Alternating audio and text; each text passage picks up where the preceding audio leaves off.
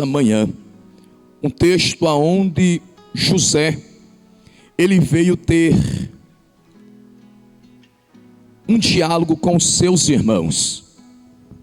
Após o falecimento do seu pai, nós conhecemos essa história, nós conhecemos a trajetória do nosso amigo, do nosso irmão José, pois a Bíblia vem dizer que aos 17 anos mais ou menos, José ele foi vendido como escravo pelos seus irmãos, levado para o Egito, e no Egito José ele foi comprado por um homem por nome de Potifar, e o texto vem dizer que aonde José tocava, aonde José chegava, prosperava, coisas grandes acontecia, e as pessoas observaram que Deus era com José.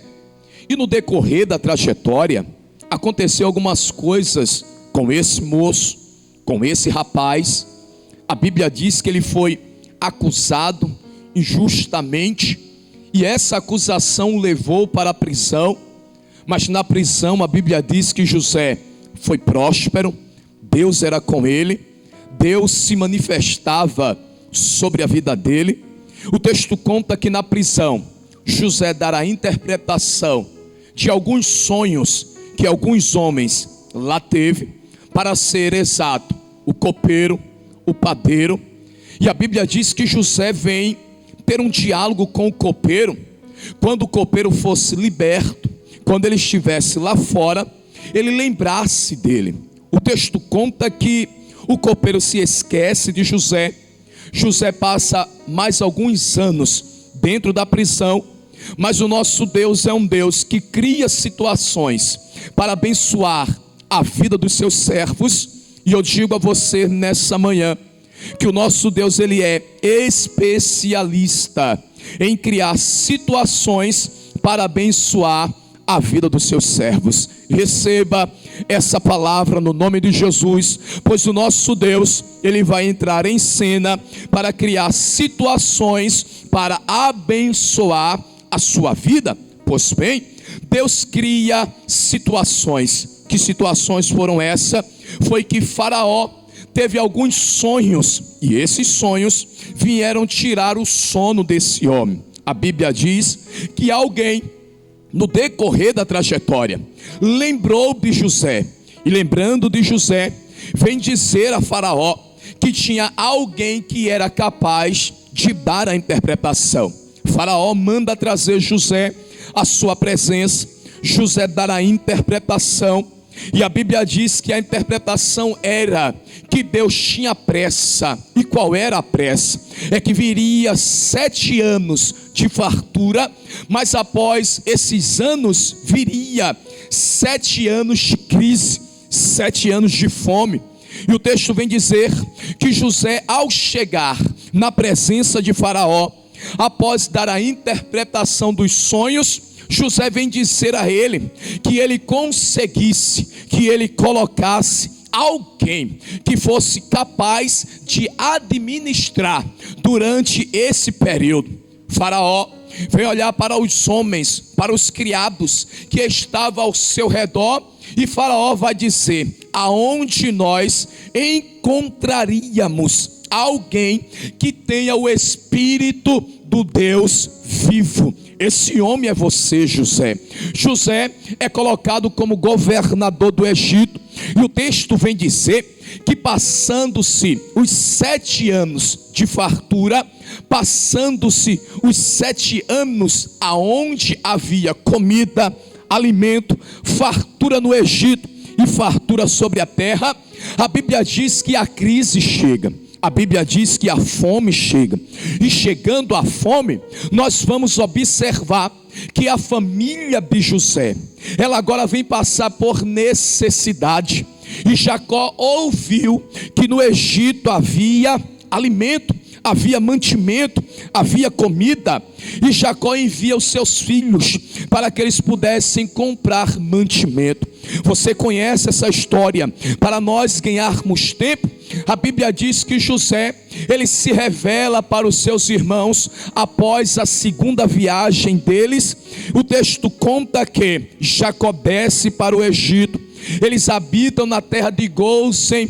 E quando nós observamos capítulo de número 50, quando Jacó já habitava na terra de Gósen, dentro do Egito, quando Israel já era próspero, quando a mão do Senhor era sobre a vida de Jacó e toda a sua casa, a Bíblia vem dizer que o velho Jacó, ele vem a óbito, que Jacó ele morre.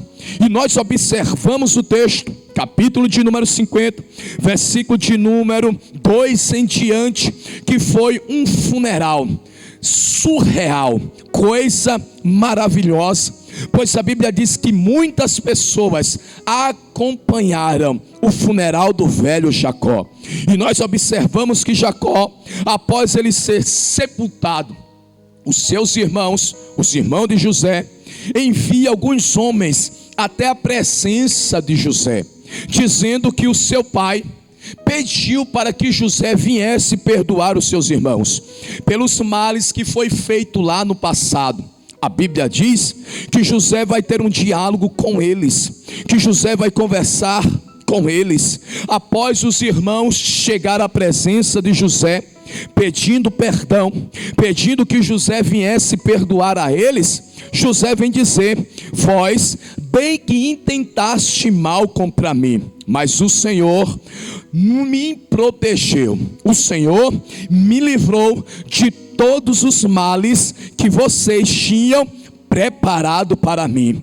O mal que vocês reservaram para mim, o mal que vocês prepararam para mim, o meu Deus, ele entrou em cena e reverteu a situação e fez em bem sobre a minha vida.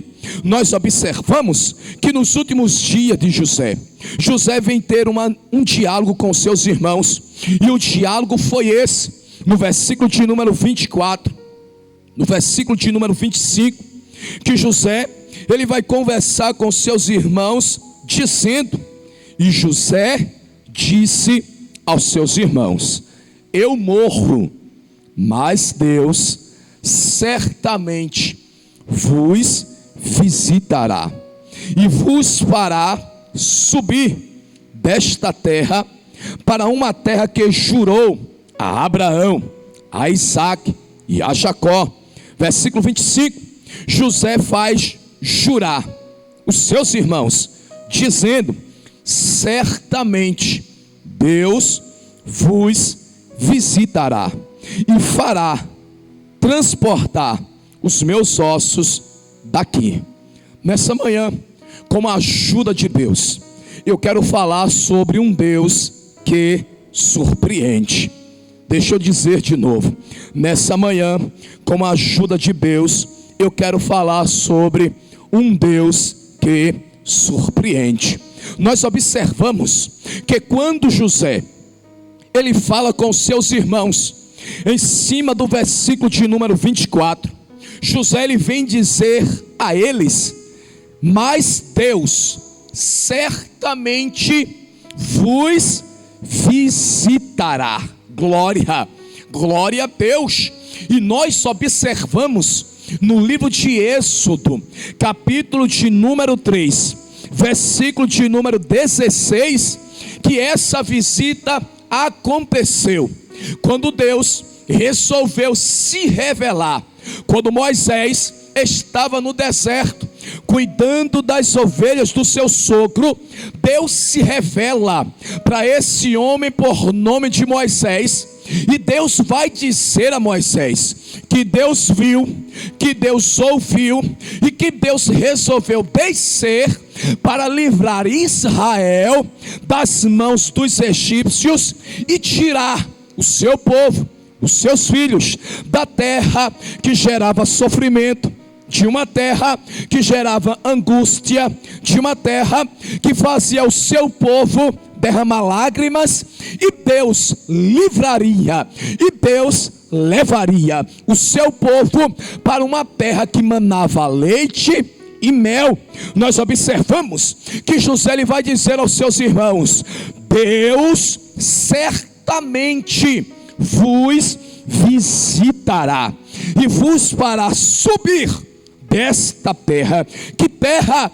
Terra de angústia, terra onde fazia o povo de Deus sofrer. Nós observamos que no versículo de número 25, José vai fazer com que os seus irmãos viessem jurar. E qual foi as palavras que José ele proferiu para os seus irmãos? Certamente vos visitará Deus. E tem uma coisa: quando Deus visitar a vós, não esqueça os meus ossos nesse lugar. O livro de Êxodo, capítulo de número 13, versículo de número 19, a Bíblia diz que quando Israel saiu de dentro do Egito, Moisés tomou os ossos de José consigo, após a visita de Deus. Nós observamos que Deus, ele é especialista em visitar crentes, em visitar pessoas que se encontram em situações que aos olhos dela, que aos olhos de muito, que aos olhos da sociedade, parece que não tem mais jeito, parece que não tem saída. Livro de Ruth, capítulo de número 1, versículo de número 6, a Bíblia diz que Ruth ouviu com suas noras. Após Ruth enfrentar uma crise devastadora na terra aonde ela habitava, a Bíblia diz, irmãos, que ela ouviu quando ela estava em uma terra aonde ela pensava que seria boa, aonde ela pensava que traria felicidade. A Bíblia diz que nessa terra onde ela estava derramando lágrimas, a Bíblia diz que ela ouviu que Deus tinha visitado os campos de Moabe, porquanto a terra de Moabe ouviu dizer que Deus havia visitado o seu povo, dando-lhe pão. Glória a Deus. Deus visitou o seu povo em meio às crises, e Deus resolveu trazer pão. Deus resolveu mudar a situação. Deus resolveu mudar o ambiente, porque o nosso Deus é um Deus de visita. Um dia, no livro de Lucas, capítulo de número 7, versículo de número 16, a Bíblia diz que Jesus, ele era acompanhado por uma grande multidão essa que lhe seguia, porque Jesus pregava, porque Jesus ensinava, porque Jesus fazia milagres. A Bíblia diz que Jesus era acompanhado por quase 5.000 pessoas, fora as mulheres, fora as crianças. A Bíblia diz que a multidão apertava Jesus. Mas Jesus agora vai chegando em Naim. E chegando em Naim, a Bíblia diz que Jesus vai se deparar. Jesus vai se deparar com uma mãe viúva, aonde o seu filho único, havia morrido, e ela estava agora em direção ao cemitério para sepultar o seu filho. O texto conta que Jesus vai ter um encontro com ela. Jesus agora vai tocar no esquife. Os que levavam pararam. A criança se ergue, se levanta, se senta. E quando você presta atenção no versículo de número 16, quando Jesus fez esse milagre, todas as pessoas atônitas, de boca aberta, elas vão ficar surpresas, e elas vão abrir a boca e dizer, pois o texto vem dizer, e de todos se apoderou o temor, e glorificavam a Deus, dizendo, um grande profeta se levantou entre nós. E a última parte diz, e Deus visitou o seu povo. Glória! O milagre a qual Jesus fez com que as pessoas glorificassem, engrandecessem, aplaudissem ao nome do Senhor, dizendo que um grande profeta foi levantado no meio do povo, e Deus resolveu visitar o seu povo. Glória, glória a Deus. Nós observamos, para nós chegarmos no texto onde nós queremos pregar, é que no capítulo 1, aonde escreveu o livro de Samuel, a Bíblia vem dizer que existia um homem por nome de Eucana, e esse homem era casado com 2 mulheres, Ana, Penina, e existiam algumas leis na época que dava a liberdade, que concedia algumas condições para um homem que fosse casado com uma mulher que fosse estéril. Ele tinha liberdade de se unir a outra mulher. E a Bíblia diz que Ana era estéril, Ana não gerava, e por causa disso Eucana se uniu, se casou com uma mulher por nome de Penina. E você observa, versículo de número 2 do capítulo 1, segundo escreveu Samuel, vem dizer que Penina gerava filhos, que Penina concebia filhos a Eucana. E Ana tinha a madre fechada, mas a Bíblia diz que de ano em ano, essa família, por ser devota ao Senhor, por ser fiel ao Senhor, subia para o templo, sacrificar a Deus. E a Bíblia diz que determinado dia, capítulo de número 1, versículo de número 11, Ana vai fazer um voto ousado ao Senhor, dizendo: Senhor, se da tua serva te lembrares e deres um filho varão, eu o entregarei a ti todos os dias da sua vida. Você observa que ela faz um voto ousado dizendo: eu quero um filho varão, ou seja, eu quero dar continuidade à minha história. Glória a Deus. E o versículo de número 12 vem dizer: e continuou Ana buscando a presença de Deus. O profeta, o sumo sacerdote Eli, ele presta atenção na conduta de Ana e vai dizer a ela: até quando estarás embriagada? E ela vai justificar-se na presença do sumo sacerdote e vai dizer: não, meu senhor, diante da presença dos meus problemas, eu tenho me lançado aos pés do Senhor.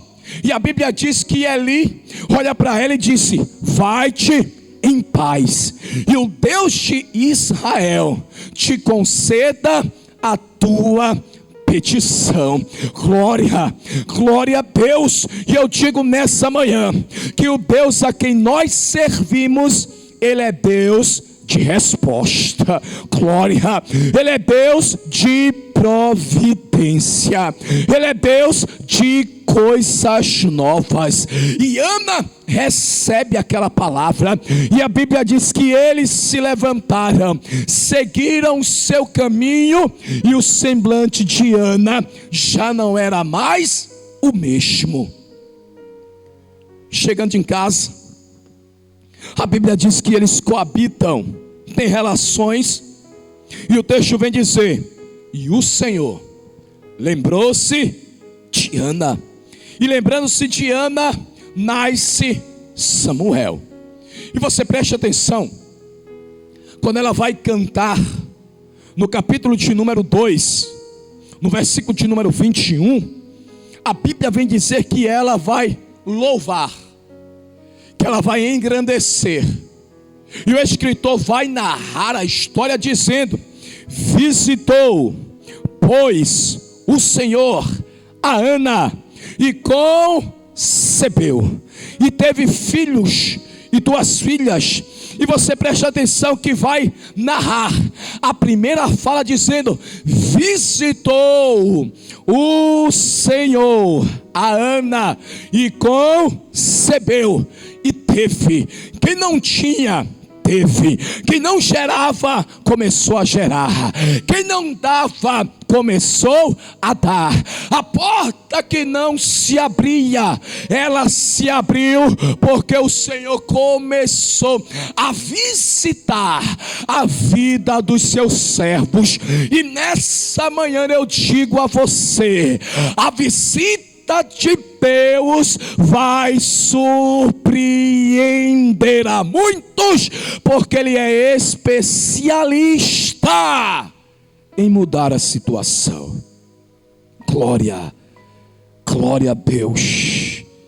O salmista ele disse no Salmo 65, verso 9: tu visitas a terra e a refrescas. Eu estou sendo guiado pelo Espírito de Deus nessa manhã. Desde o dia que eu recebi o convite para participar desse trabalho, o Espírito de Deus me levou para esse texto. De todas as visitas que o Senhor Ele fez na Bíblia Sagrada, nenhuma se compara à visita que Deus resolveu fazer na vida de uma mulher por nome de Isabel. Capítulo de número 1 e 2 escreveu São Lucas. Pois a Bíblia diz que o Senhor resolveu visitar a terra.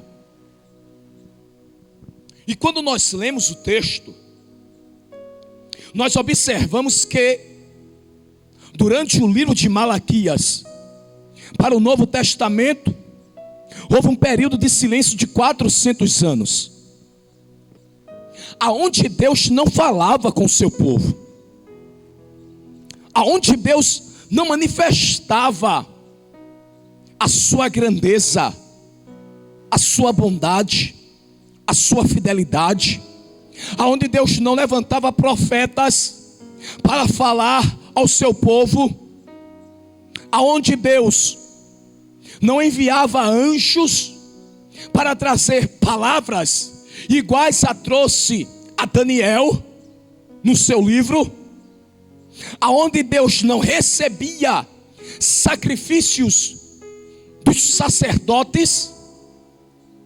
Foi nesse período aonde Deus resolveu manifestar a sua grandeza. Foi nesse período aonde Deus resolveu mostrar o seu poder. Período aonde reinava, aonde governava Herodes, o grande, o terrível, aquele que lançou um decreto que seria mortas todas as crianças do seu nascimento até 2 anos de idade.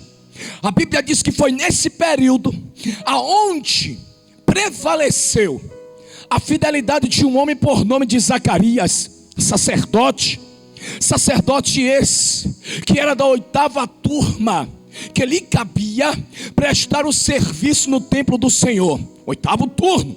A Bíblia diz que esse homem, ele era avançado em idade. Como se não bastasse viver na época de Herodes, Zacarias já era velho. E a Bíblia diz que esse homem, ele era casado com uma mulher por nome de Isabel. Isabel essa que também era avançado em idade. Isabel essa que é a mesma, como se não bastasse viver na época de Herodes, como se não bastasse ser avançado em idade, a Bíblia vem dizer, e Isabel era estéril. Mas você presta atenção no texto, que mesmo em meio às dificuldades, o versículo de número 6 vem destacar as qualidades desse casal, dessa casa. Pois a Bíblia diz, e ambos eram justos, perante Deus, vivendo irrepreensivelmente em todos os mandamentos e preceitos do Senhor. E vai destacar: não tinham filhos. E você conhece, e você sabe, que o costume na época, uma mulher que não pudesse gerar filhos, ela era considerada amaldiçoada, esquecida por Deus. A sua casa era considerada uma casa que não tinha promessa. Deus se esqueceu daquela casa, Deus se esqueceu daquele casal. Então a fama que tinha sobre Isabel, a fama na época sobre a vida dela não era boa. E eu vou lhe mostrar em cima da Bíblia, em cima desse texto, em cima dos primeiros 25 versículos, eu vou lhe mostrar o que eu estou lhe falando, que a fama sobre a vida de Isabel não era favorável diante da sociedade. Mas em meio ao que o povo pensava, em meio ao que o povo dizia sobre a sua vida, a Bíblia diz: e ambos viviam com justiça perante Deus. Viviam irrepreensivelmente em todos os mandamentos e preceitos do Senhor. E esse texto ele é tão poderoso que no versículo 5 mostra a dificuldade, que no versículo 6 mostra as qualidades, que no versículo 7 mostra as dificuldades, mas no versículo 8 vai mostrar a qualidade que esse homem tinha. Pois o texto diz que mesmo em meio às críticas, versículo 8 escreve, que Lucas narra: e aconteceu que, exercendo ele o sacerdócio diante de Deus, na ordem da sua turma, vocês prestam atenção que era 400 anos que Deus não falava, que Deus não se manifestava, aonde muitos já não andavam de acordo com a vontade de Deus, aonde muitos, com medo de sofrer a perseguição de Herodes, já não fazia a obra de Deus mais com fidelidade. Mas a Bíblia diz que em meio às crises, em meio ao silêncio de Deus, existia alguém que exercia o seu papel com perfeição, na ordem da sua turma. Ainda que os outros andassem de qualquer jeito, Zacarias disse: eu sei o Deus a quem eu sirvo, e eu sei que para a obra de Deus tem que ter ordem, tem que ter perfeição, tem que ter decência. Em meio aos caos que estava existindo na época, a Bíblia diz: e ele exercia o seu papel de sacerdócio diante de Deus. Aí o versículo de número 9 chega, e o escritor vem dizer: segundo o costume sacerdotal, coube-lhe em sorte entrar no templo para oferecer o incenso. O salmista ele disse, se não foge a minha memória, Salmo 101, verso de número 6: os meus olhos procurarão os fiéis da terra, para que esteja comigo. Quem eu encontrar, esse me servirá. Então você observa, era quase 18 mil sacerdotes, e existia alguns que não tinha nem a felicidade de entrar no templo para prestar o seu trabalho, que durava uma semana. Oferecia o incenso de manhã, oferecia o incenso à tarde. Existiam alguns, por ser 24 turnos, existia alguns que não tinham nem a felicidade de entrar no templo e oferecer o seu culto de adoração a Deus. Mas a Bíblia diz: coube-lhe por sorte entrar no templo. Ou seja, havia chegado a vez de Zacarias. E se você não der glória aí na sua casa, eu não sei o que está acontecendo contigo, mas eu sinto a liberdade do Espírito Santo em profetizar sobre a sua vida, independente da crise, da situação que nós estamos passando, convivendo, está chegando a sua vez, está chegando a sua hora, está chegando o seu dia, aonde Deus vai manifestar a sua grandeza sobre a sua vida. Você preste atenção, que estava chegando um dia de Zacarias oferecer o seu culto. E eu estava lendo esses dias a Bíblia, e eu prestei atenção que Deus gosta de culto, mas culto diferenciado, culto que venha manifestar alguma coisa, culto que venha causar alguma coisa. As 7 turmas que entraram primeiro do que Zacarias, os homens que adentraram primeiro do que Zacarias, o culto era vazio, o culto era monótono, nada acontecia, Deus não se manifestava. Aí Deus vai receber um culto de alguém já avançado em idade. Deus vai receber um culto que os demais companheiros, que a sociedade olhava para ele e dizia: não serve para nada. A casa dele, a fama não é boa. A esposa dele, a fama dela não é favorável. Aí Deus permite que o cenário seja preparado para mostrar, para se revelar, que o culto de Zacarias era diferenciado. Oracamarrachuria, Aitahacho queimando Yasei.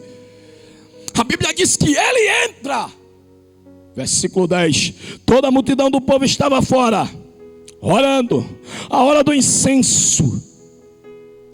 Enquanto Zacarias oferecia o seu culto, as demais pessoas ficavam no lado de fora. A tal ponto, versículo de número 11, Deus agora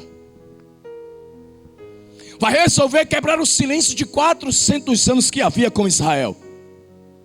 Era 400 anos que Deus não falava. Era 400 anos que Deus não se revelava.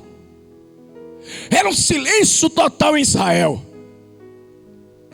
Parece que as pessoas já não sabiam mais o que era ouvir a voz de Deus. Parece que esses cultos que os sacerdotes serviam era apenas um ritual, uma liturgia. Para eles tanto faz, tanto fez. Mas em meio a esses sacerdotes havia alguém que prestava um culto verdadeiro.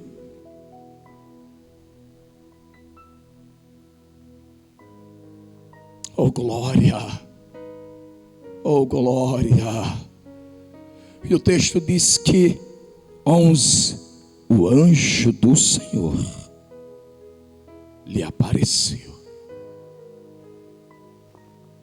posto em pé à direita do altar do incenso. Zacarias turbou-se, temeu, caiu temor sobre ele. Mas o versículo 11 mas o versículo 13 diz: mas o anjo lhe disse: Zacarias, não temas, porque a tua oração foi ouvida, E existia uma profecia que nasceria.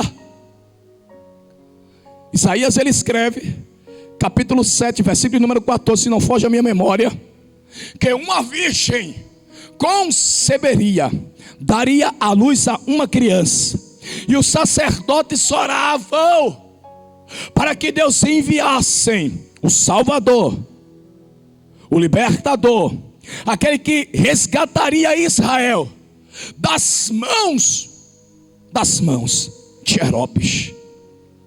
E parece que Zacarias, por ser avançado em idade, sua mulher avançada em idade, já não orava mais pedindo um filho, mas orava agora solicitando que Deus enviasse o resgatador de Israel.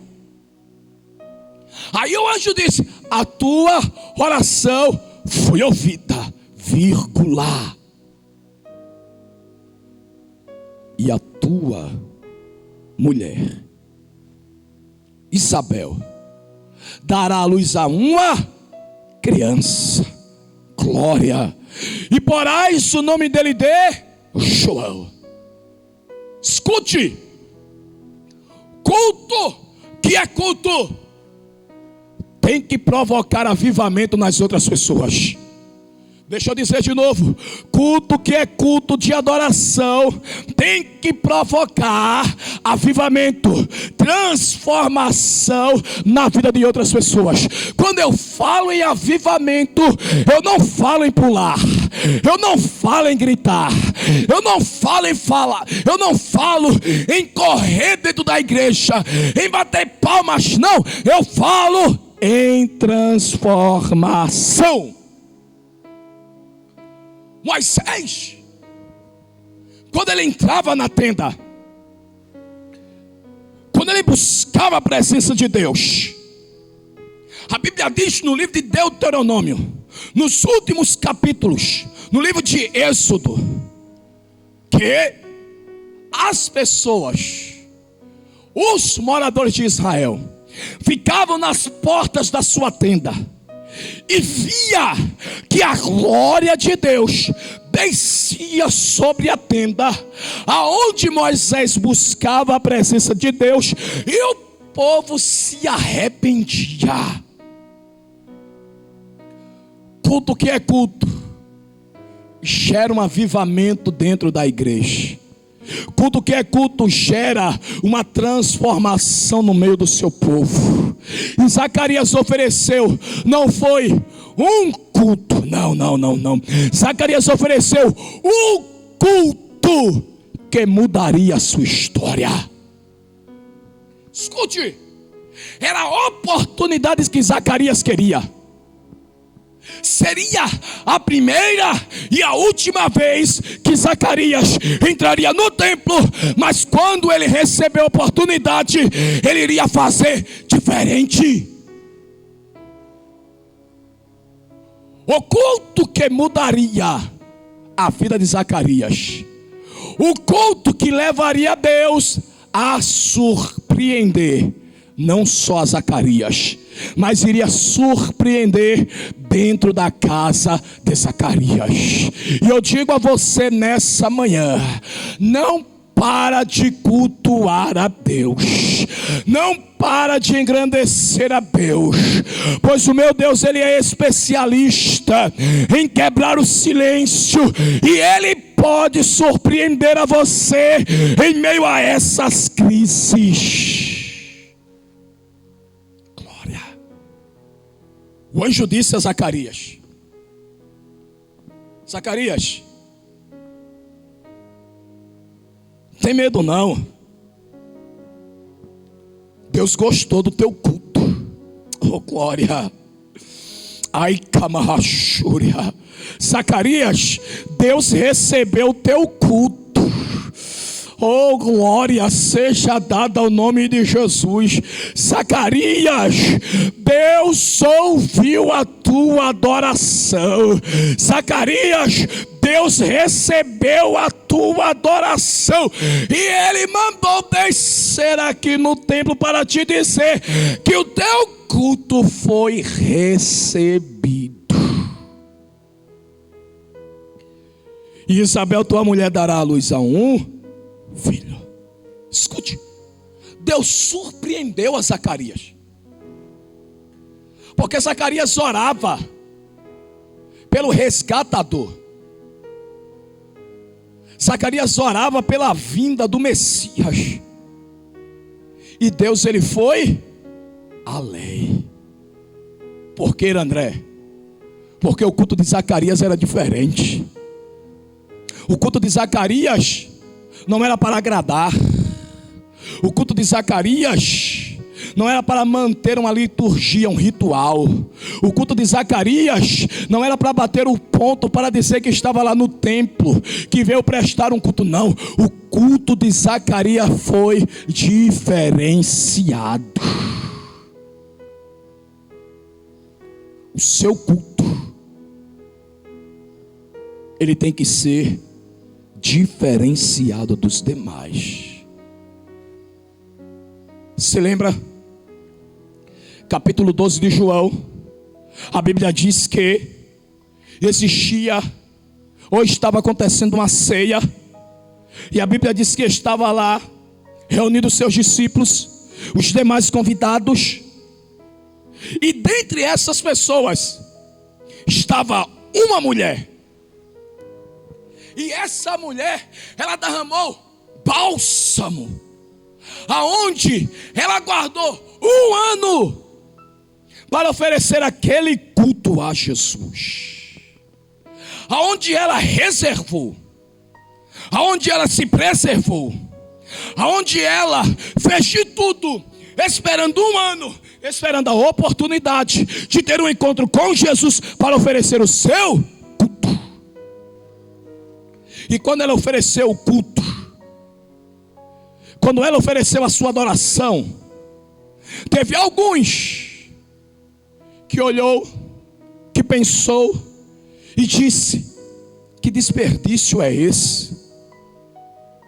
Porque ela não guardou o dinheiro que foi gasto nesse perfume, nesse bálsamo, para nós ajudarmos os mais necessitados. E tem muita gente que se incomoda com o teu culto, e tem muita gente que se incomoda com a tua forma de adorar, e tem muita gente que se incomoda com a tua forma de exaltar a Cristo. Mas deixa eu dizer, não pare. Eu não sei como você adora, eu não sei como você engrandece, mas a palavra de Deus está dizendo nessa manhã: o teu culto não é apenas mais um culto, mas a palavra está dizendo: o teu culto vai fazer com que eu venha surpreender a sua vida e a sua casa. E nessa manhã eu profetizo, sem medo de errar, receba surpresa da parte de Deus sobre a sua casa nessa manhã. Orei, te camanto reacia. Alamando hakayashura mando kiasei. Meu Deus. Versículo 14: terás prazer e alegria, e muitos se alegrarão no seu nascimento. Escute o que Deus vai fazer sobre a sua vida, o que Deus vai fazer sobre a sua casa, o que Deus vai fazer sobre a vida dos seus. Vai gerar, vai fazer com que outras pessoas sejam alcançadas, vai fazer com que outras pessoas sejam beneficiadas. O que Deus vai fazer, o que Deus vai operar, vai gerar um impacto tão grande que Deus vai causar uma transformação aonde você mora, aonde você chega.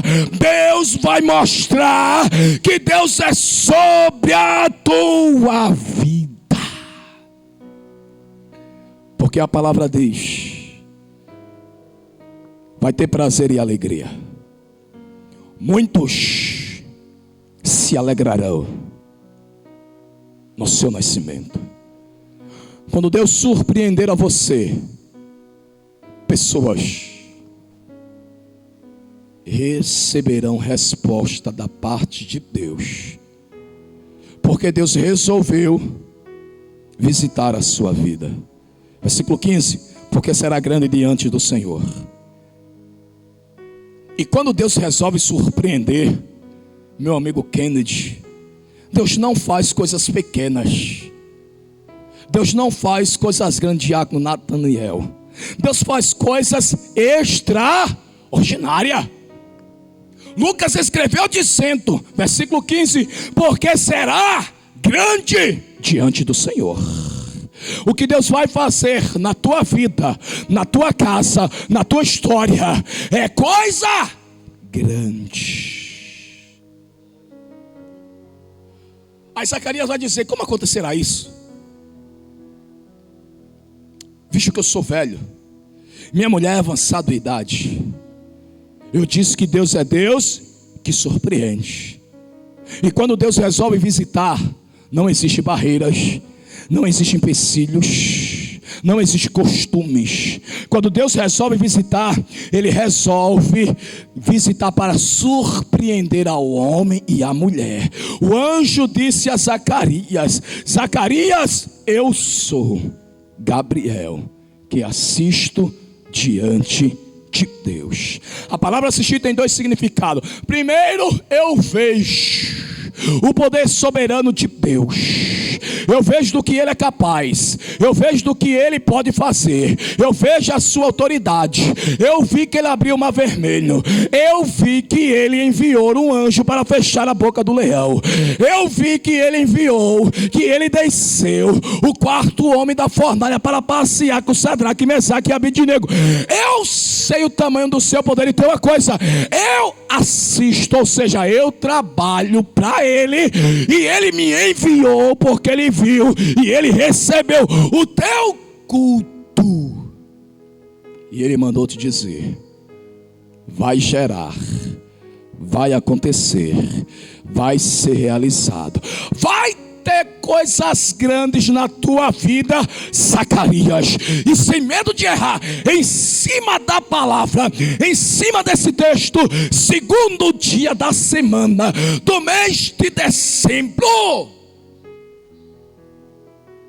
eu profetizo que vai gerar, que vai acontecer, que Deus vai fazer, que Deus vai surpreender dentro da tua casa, e muitos verão que o nosso Deus ainda é Deus de promessa, que o nosso Deus ainda é um Deus que faz o impossível se tornar possível.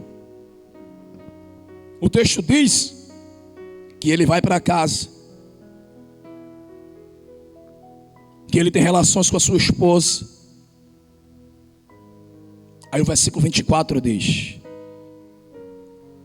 depois daqueles dias, sua mulher concebeu, e por 5 meses se ocultou, dizendo: assim me fez o Senhor, nos dias em que atentou em mim, em que colocou a visão sobre mim, para destruir o meu opróbrio entre os homens. E a palavra opróbrio, para nós encerrarmos, significa vergonha pública, desonra que ocorre publicamente, o que causa humilhação, ausência de consideração, desprezo, desonra.